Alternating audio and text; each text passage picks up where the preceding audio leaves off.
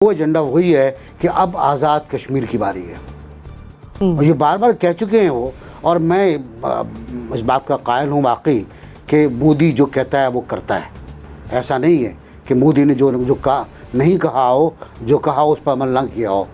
अब उसके दोनों मंशूरों में 37 का था, उसके दोनों मंशूरों में मकबूजा कश्मीर पे कब्ज़े का था, उसके दोनों मंशूरों में शरीयत के ख़िलाफ़ कार्रवाई थी, उसके दोनों मंशूरों में गैर मुकामी मुसलमानों को निकालने की बात थी।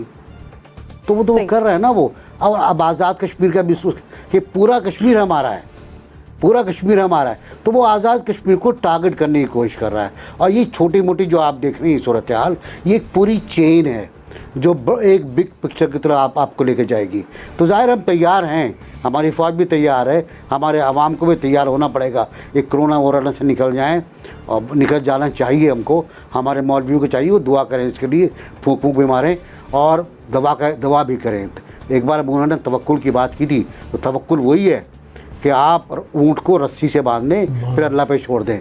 तो आप तैयारी कर लें आप, और उसके बाद आज़ाद कश्मीर को डिफेंड भी करें और हो सके तो मकबूजा कश्मीर को आज़ाद भी कराएं। वो ख्वाब है लेकिन ख्वाब की ताबीर भी होती है। आमिर ज़िया साहब, एनबीसी ने यहाँ पे बड़ा इंपॉर्टेंट पॉइंट हाईलाइट किया कि मकबूजा कश्मीर के बाद अब बारी आज़ाद कश्मीर की। मेरा क्वेश्चन ये कि 27 फरवरी के वाक़े के बाद भी मुहिम जोई कर सकता है भारत? देखिए, भारत जो मुसलसल मुहिम जोई कर रहे हैं 2014 से, जब से ये हिंदू इंतहा पसंद हुकूमत आई है, आप देखेंगे एक पैटर्न है। और 2019 में 3000 मरतबा जो है फायरबंदी की खिलाफ वर्जी की। इस साल जो है जनवरी से लेकर अप्रैल तक के जो आज़ाद शुमार हैं, तो 853 मरतबा फायरबंदी की भारत ने खिलाफ वर्जी की लाइन ऑफ कंट्रोल पे और वर्किंग बाउंड्री के ऊपर।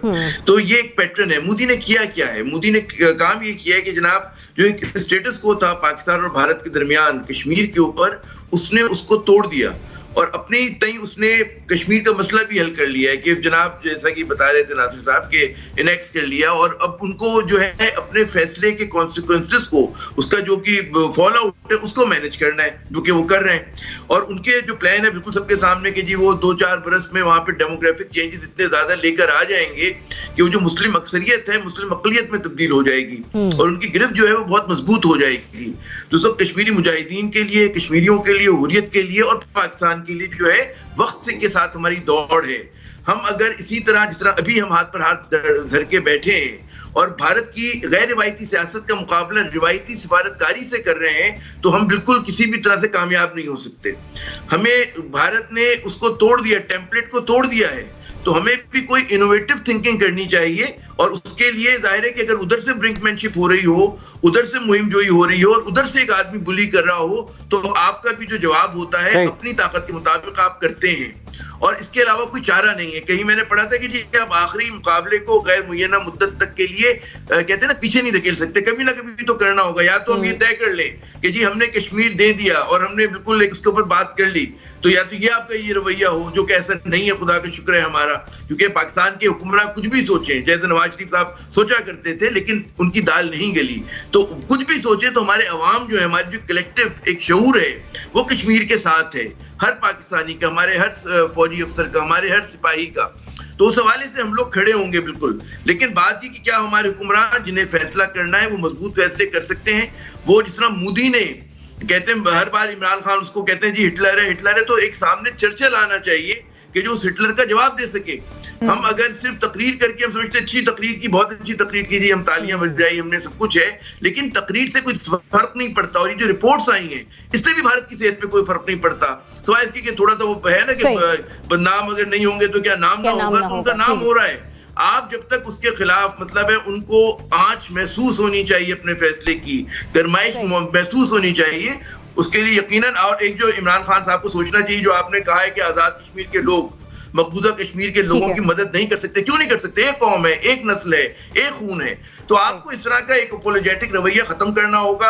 आपको चाहे कोरोना या नो कोरोना, आधे पेट हो, खाली पेट हो, हमें खड़ा होना है दुश्मन के सामने। उससे कम कोई बात हो ही नहीं सकती। और मेरे ख्याल में ये वक्त है इमरान खान की जो मेजर की जाएगी पॉलिटिक्स, वो कश्मीर पे की जाएगी। कोरोना या करंट अकाउंट डेफिसिट जो उन्होंने कम किया उस पर नहीं की जाएगी। जी रजा रवी साहब, ये जो सिचुएशन है उस पर अभी आमिर साहब ने जिस तरह से तबसरा किया कि तकरीर का भरम या उसका मजा उस वक्त है जब हिटलर को और चर्चिल का सामना हो। ये मुहिम जोई पर हम बात कर रहे हैं तो हम इस मुहिम जोई के लिए तैयार तो हैं, लेकिन सवाल नहीं पर है कि भारत ये मुहिम जोई कर सकता है। मोदी का जो सेकंड टर्म है तो उसका हाल बिल्कुल एक बदमस्त हाथी की तरह है, बल्कि मैं कहूँगा एक उस पागल हाथी की तरह है जिसके पाँव तले जो चीज़ भी आ रही है वो रोनता चला जा रहा है। उसने भारत की इकॉनमी को रोन दिया, जो भारत का एक सेकुलर नज़रिया था दुनिया में उसको रोन दिया।